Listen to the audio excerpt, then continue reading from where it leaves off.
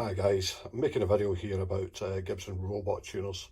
I've seen quite a few videos about them on YouTube, read quite a few articles on online forums. The general consensus seems to be that a lot of guitarists don't actually like them. There is a few that do like them. I've seen some positive videos on YouTube, but I've seen an awful lot of negative reviews on them. This particular set, I got them from a friend of mine. He bought a Gibson SG about 5 years ago, and these were fitted to it. He didn't take to them. He had them for about 2 weeks and decided to take them off and put the original tuners back on. There's a few reasons why he didn't get on with them. One was he couldn't get his head around the instruction manual. So I looked up the instruction manual, read through it. There is 30 pages, but it's not like you have to memorise the whole thing. Like a lot of instruction manuals, you divide it into sections, see which parts are relevant to you.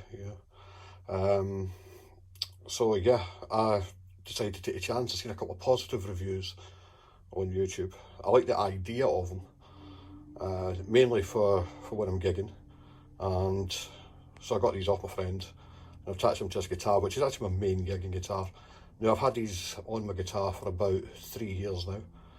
Personally, I've never had any problems. But I'm going to talk you through some steps. I'm going to try and be a bit more objective than some of the other reviewers that are about it. So we'll get to that as we go along. But I'll take you through a few steps on how to use it in a practical sense. And from that, hopefully you can make your own judgment on it.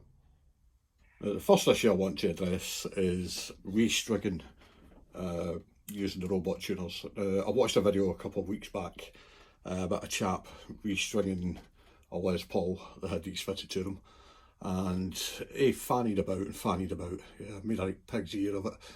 About halfway through the video, he admitted that he'd never actually restrung one before, and he was trying to sort of do it whilst reading the instructions, but the video was set up to him basically as he was knocking the tuners without actually spending some time with them.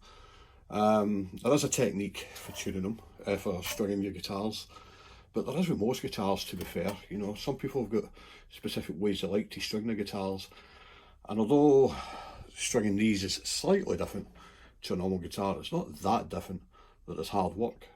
So basically you put your string on as you normally would onto the bridge, and feed it through as you normally would. Bring it up to here. Now you notice on the post here, there's a flange there. So to begin with, the string comes round there, pretty much as you normally would when you put it through the hole on a string post, and then you bring it up over the flange, like this. Just mind my fingers, I'm trying to do this so you can see exactly what I'm doing. And you then wind it around. You're sort of locking it into place. The way you would, a lot of people do this with guitars anyway, you know, where they lock it round, and you just, see, I'm making a pig's ear. I've just pulled it out of the bloody bridge. Put that back again, feed it through over the flange and around. Now what you then do, force it down a little bit. You've got a nut that goes over the top of that, holds it into place, and you just finger tighten that, bring it down, and try to pull this string as tight as possible, which again is what I'd normally do when I was stringing a guitar. Get it down as tight as you can, and then just get this. They say in the instructions use a penny. I'm using this thing, just get a quarter of a turn, and that's it strung. Now, one of the features of this, and it applies to stringing and unstringing your guitar, is that you put it on, press a couple buttons, and it'll wind the string up for you. So I'll just put it on top so you can hopefully see it in action. So there is a sequence, like there is with a lot of things on this. So you press the start button 3 times, 2, 3, press enter twice, and you can see the E is flashing. So press enter. Sorry, you don't. If you're stringing the guitar up, you press up. If you're de-stringing it, you press down. So I'm going to press up. I'll pluck it at the same time. And I don't know if you see that on the video. Can you see it? No, you can't. And it's in tune. So it's wound the string up. Sorry it wasn't on the, you could see the actual action. And the tune itself kicks in. So when it flashes green, that means it's actually in tune. And then it moves on to the next string, obviously. You know, I've not put another string on, so that's why it's searching for it at the minute. So if I just long hold it and turn it off, I'll then put the rest of these strings on and do the same with it. Now, that's it. Guitar strings in place, and it's in tune as well. Obviously when I put the rest of these strings on, it'll probably knock them out of tune and I'll have to retune it again, but it's the same principle when you're stringing any guitar in any form. So again, I don't see what the big deal is. The video I watched, and there's probably a few others out there, the one in particular I watched, I said the guy fannied about, he must have spent 15 minutes stringing the guitar up.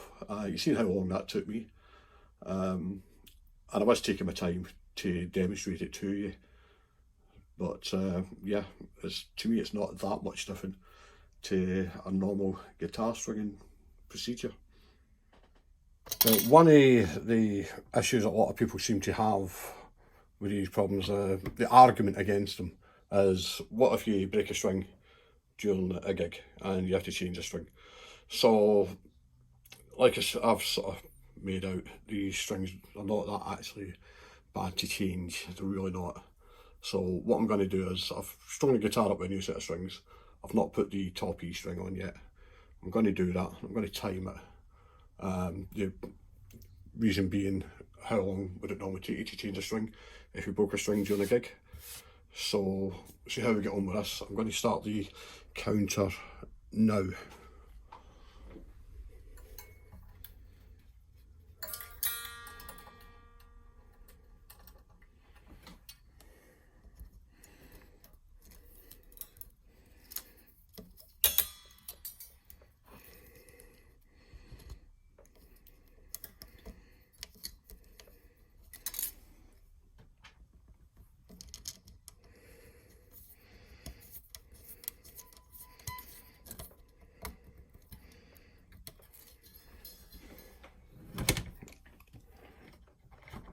Right, that's taken me 37 seconds.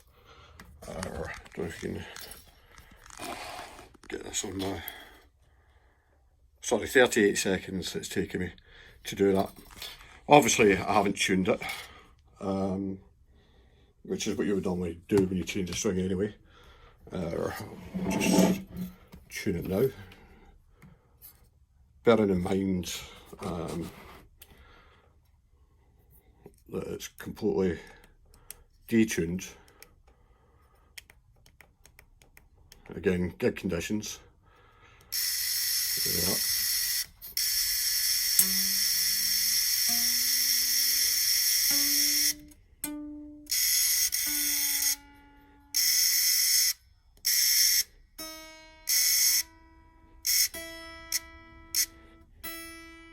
There you go, it's totally in tune.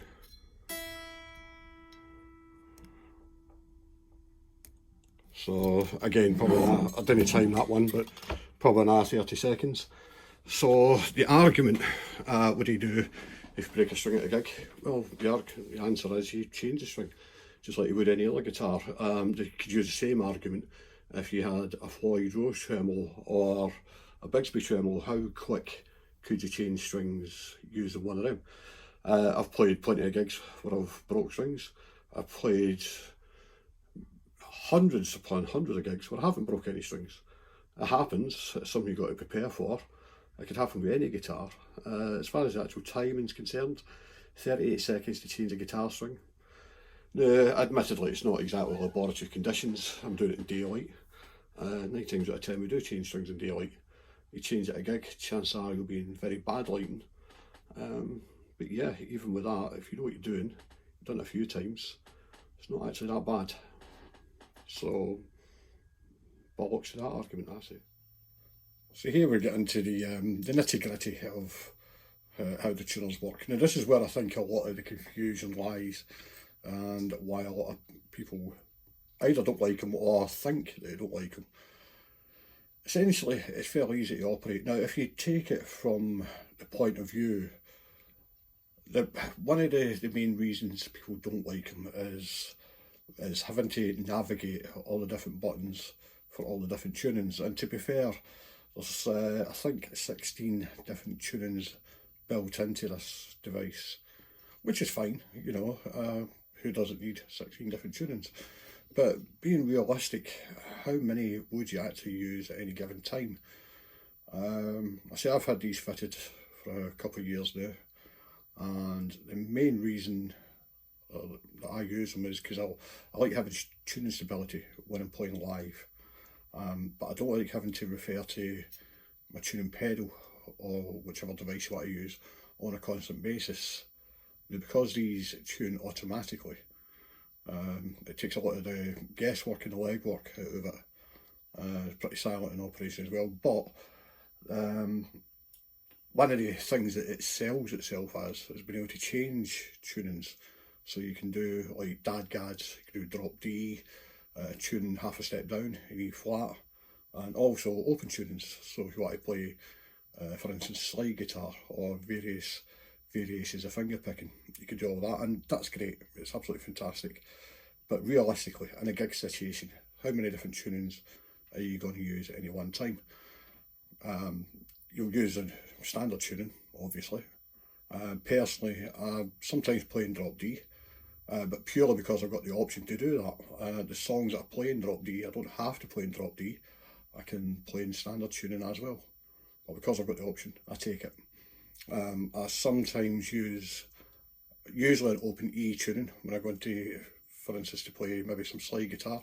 My guitar's not specifically set up for playing slide, but for the sake of maybe the one song that my band will do in slide, it's a handy thing to have. Now, if you're, say, an acoustic guitarist and you do use a lot of open tunings, it's good for that as well. But as far as having to navigate all the different settings is concerned, basically you work out beforehand. Like I say, you don't have to memorise the entire instruction manual. Just memorise the sections you want to use. So for me, standard tuning, very easy. Just turn the device on. Just when I press the start button.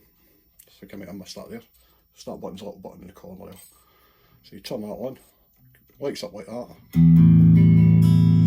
Strum my strings, and it's in tune.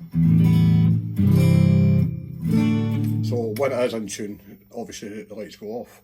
Now when it comes to the other settings, so for instance I want to play drop D tuning, so I press the start button. On this occasion I press it twice, and then I move using the cursor here to the setting for the drop D, which happens to be the letter G.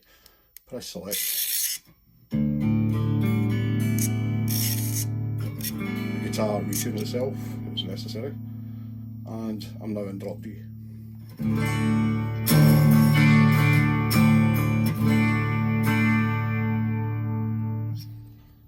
Press it again, I'll take it back to standard tuning.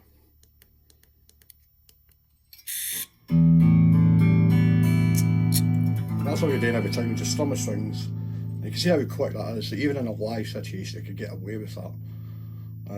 It literally takes seconds. If I wanted to do a slide tuning, change to a different bank.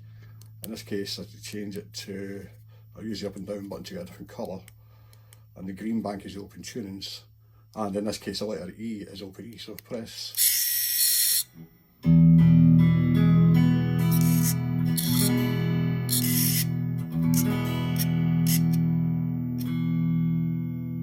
I'm now in open E.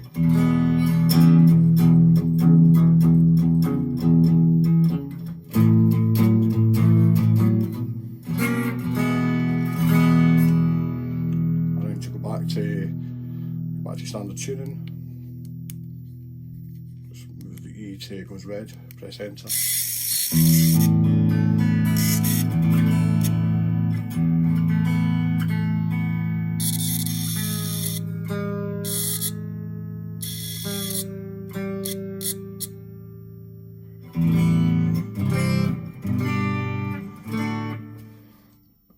then just took a couple of seconds to do that. Now, if you want to, if you're, say, a finger picker and you wanted to go from standard tuning to dadgad, then you look at what settings you have to do that. Press the buttons. It literally takes seconds. There's nothing to it. And I think a lot of people are put off by the fact that there's hundreds of settings available. Just because they're available doesn't mean to say you have to use them. If you want to use all 16 presets, go for it. Knock yourself out. Just learn where they are. Takes a wee bit of time, but you get there. It's also got empty banks. You can actually preset your own settings. And again, read the instructions and go for it from there. Personally, I think it's a great piece of kit. It's a handy thing to have in a live situation, and I would highly recommend it. But I would say to everybody who's not too sure about it, or if even people have tried it and don't like it, read the instructions. I know it goes against the grain. I know it's something guys are not supposed to do. Read the instructions, sit and play with it.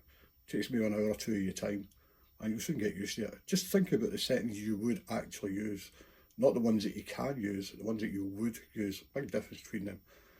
Those 3 settings I showed you at the beginning, they're the ones that I tend to use the most. But 99% of the time, I'm in standard tuning. And for me, it's the ease of keeping my guitar in tune while I'm playing live. I showed you before the string changes. Even in a gig situation, it took me 38 seconds to change a string. In a gig situation, it might take me, say, a minute in total because of lack of light or whatever. And being realistic, how different is that to tuning, restringing your normal guitar? Be realistic about it. You don't have to like it. That's not the point of this video. It's not to make you like it. It's just to give you a bit of an insight. If you've never used these before, if you have used them but didn't understand it, hopefully maybe I've clarified something for you. Hopefully you'll try it again. I would recommend them. I get it's not for everybody, but just think about it. You've got all these buttons to press. Yeah, it can be a bit daunting, but then look at your pedal board. How many pedals have you got? I've seen some pedal boards that look like the flight deck of the Millennium Falcon. That doesn't faze you, so if you manage that, you can manage this. Anyway, enjoy.